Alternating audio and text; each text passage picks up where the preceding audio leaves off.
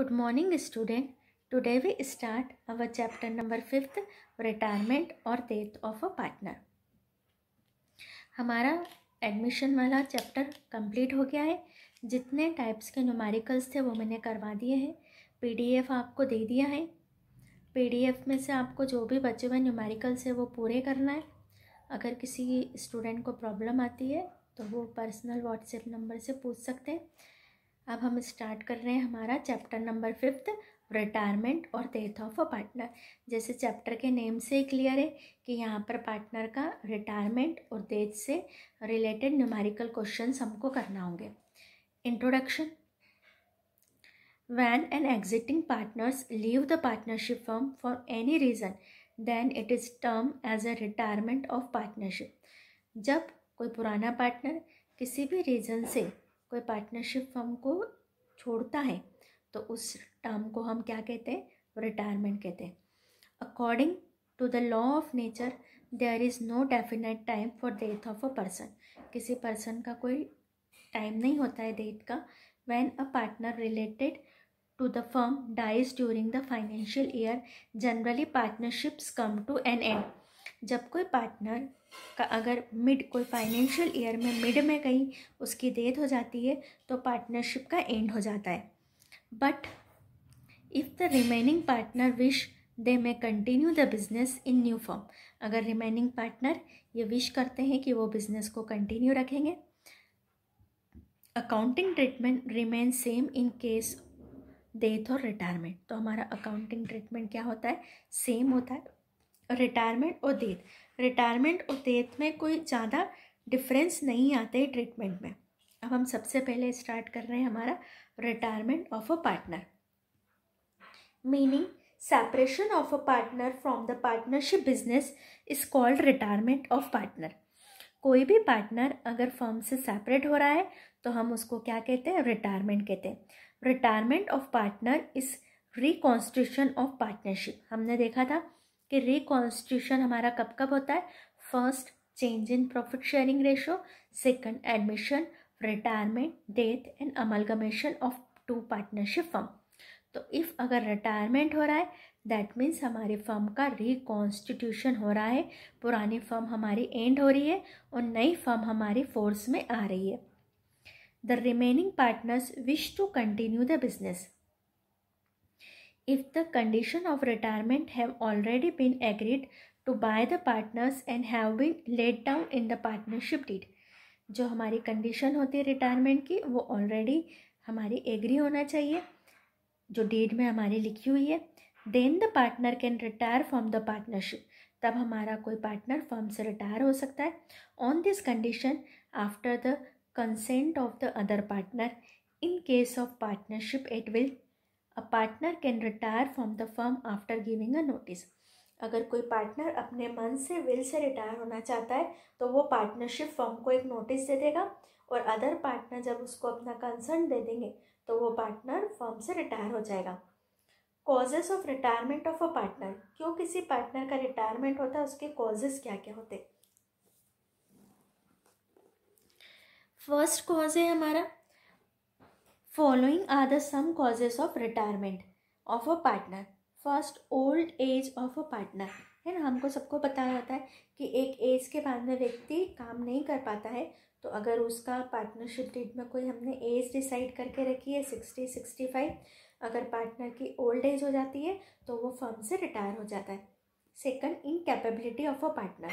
Partner अगर हमारा incapable हो जाए, उसमें कुछ ऐसी फिजिकल इनकैपेबिलिटी आ जाए कि वो वर्क करने के एबल नहीं हो तो वो रिटायर हो जाएगा. Third, mutual dispute. पार्टनर्स में कुछ आपस में डिस्प्यूट हो जाए. Fourth, desire to enter into the another business. अगर कोई पार्टनर एक पार्टनरशिप को छोड़ के कोई नए बिजनेस में इंटर करना चाहता है तो एक वो भी रीज़न होता है जब पार्टनर फर्म से रिटायर हो जाता है. Fifth, mental sickness of the partner. कोई उसको मेंटल सिकनेस हो जाए, कोई मानसिक रूप से वो इनकेपेबल हो जाए कि वो फर्म में काम नहीं कर पाए तो वो फर्म से रिटायर हो जाता है. 6 point, insolvency of a partner. अगर कोई पार्टनर इंसॉल्वेंट हो जाए, दिवालिया हो जाए. 7, continuous loss in the partnership firm. जब हमारी पार्टनरशिप फर्म कंटिन्यूस लॉस में जा रही है तो उस रीज़न से भी कोई पार्टनर फर्म से रिटायर हो सकता है। टू स्टार्ट ओन बिजनेस, अगर कोई पार्टनर अपना खुद का बिजनेस स्टार्ट करना चाहता है तो वो पार्टनरशिप फर्म से रिटायरमेंट ले लेता है। For any other reason for which partner does not desire to continue, कोई और रीज़न हो सकता है जिसके लिए कि वो अब कंटिन्यू नहीं होना चाहता है।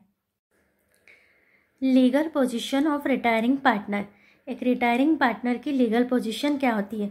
Any partner can retire from the partnership with the consent of other all partners if there is some agreement, then the retiring partner can retire on the basis of these condition.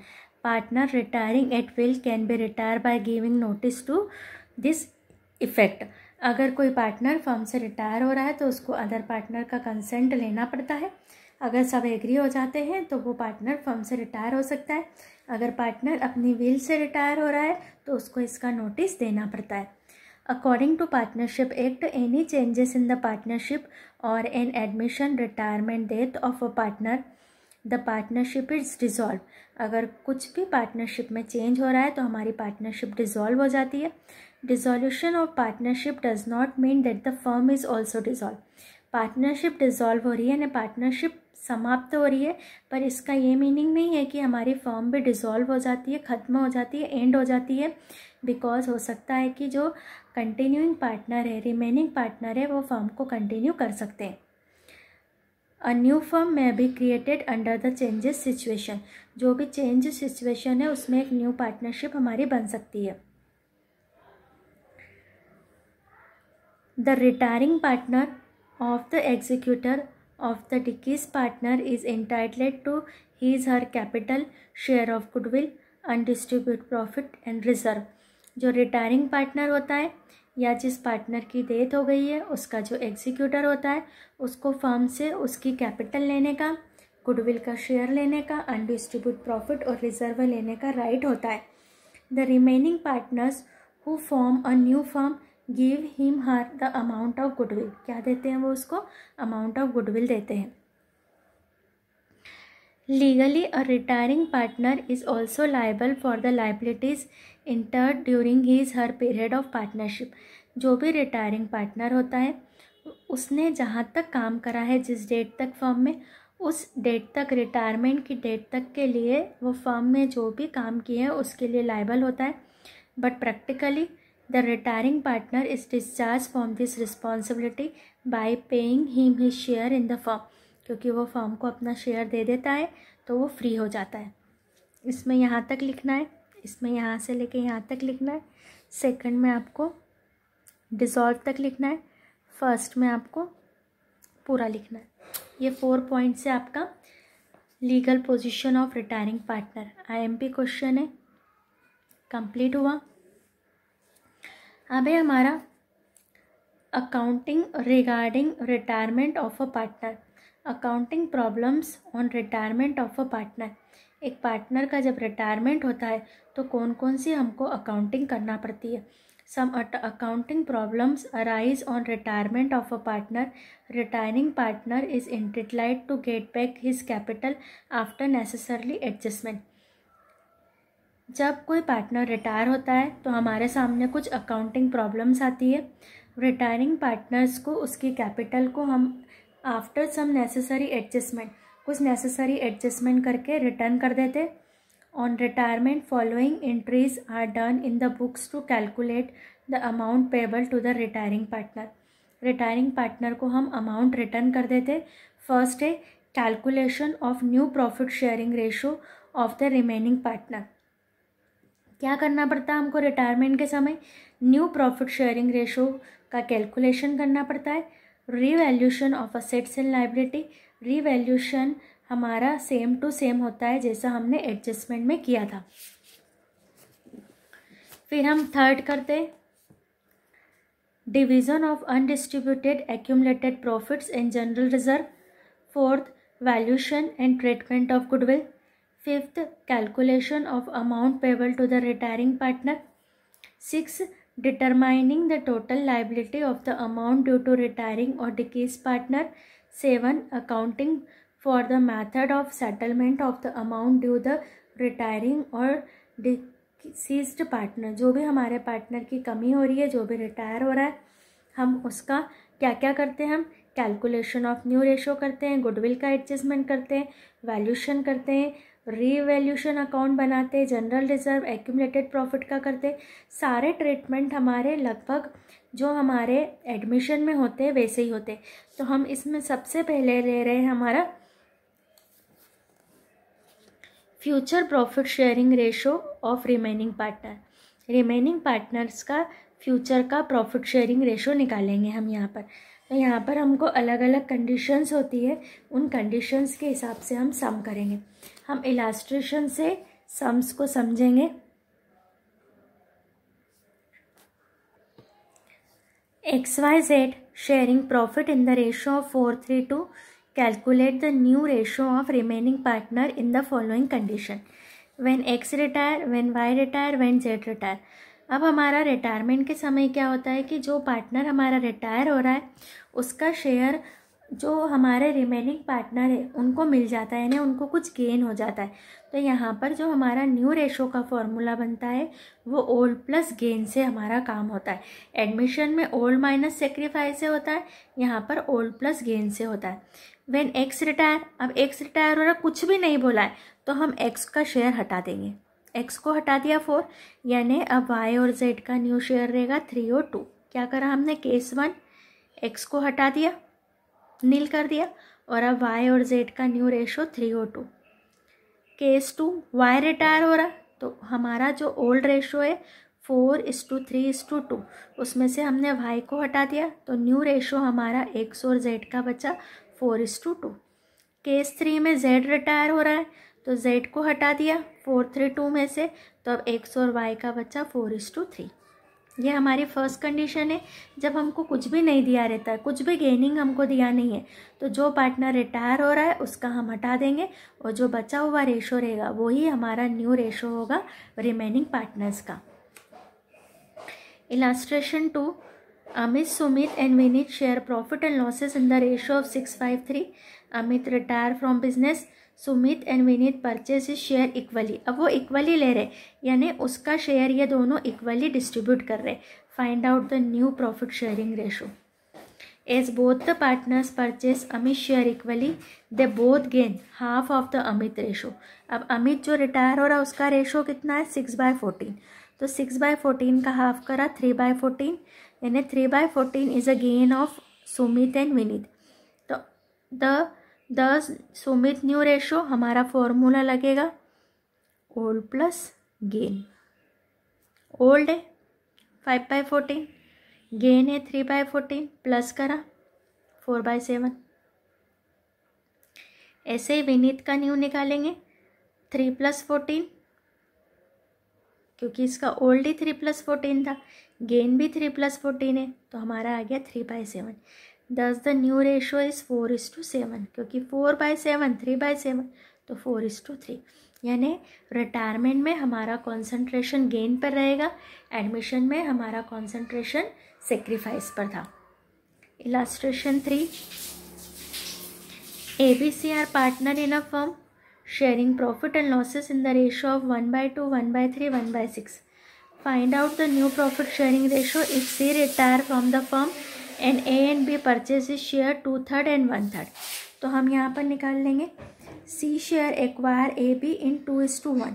तो A क्या purchase कर रहा है, 2/3 of C share, तो C का share है 1/6, तो 2/3 of 1/6, A का गेन आ गया 1/9।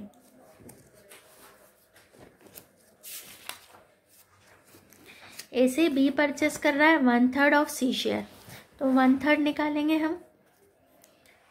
C का शेयर है 1/6 का 1/3, तो 1/18 is a gain of B। अब A और B का गेन आ गया, तो A और B का न्यू निकाल लेंगे ओल्ड प्लस गेन करके। अब हम कुछ पीछे से न्यूमेरिकल्स करेंगे जिससे हमको कि क्लियर होगा कि हम कैसे करें। आपका काम है कि आप इलास्ट्रेशन 4, 5, 6, 7 आपको ये सारे इलास्ट्रेशन करना है। Start our numerical question. Calculation of new ratio. First, ABC are partner sharing profit in the ratio of 4:3:1. Calculate new profit sharing ratio, A retire, B retire, C retire. जैसा हमने अभी illustration देखा था, same to same करेंगे हम। Question number first,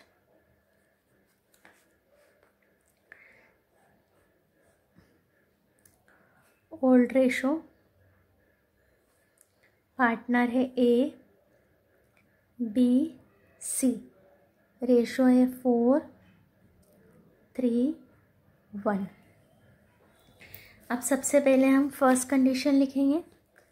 first condition, ए retire, ए retire हो रहा है तो यहाँ पर 4, 3, 1। ए किसका है? फर्स्ट वाला ए है तो हम ए को नील कर देंगे तो बचा हमारा 3:1। तो फर्स्ट आंसर हमारा न्यू रेशो ऑफ, अब बचे कौन हमारे partner? B and C is equal to 3:1। ऐसे ही हम सेकंड पे जाएंगे। सेकंड है हमारा B retire,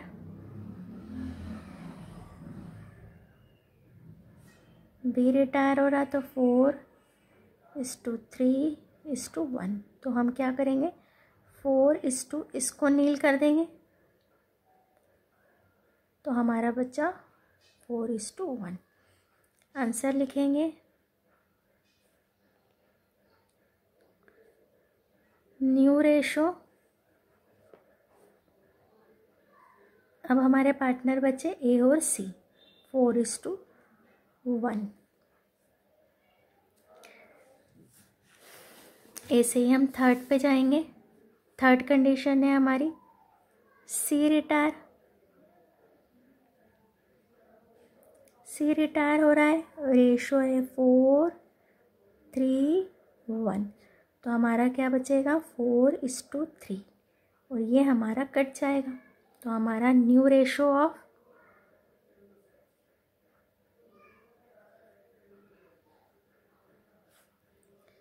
A and B is equal to 4:3।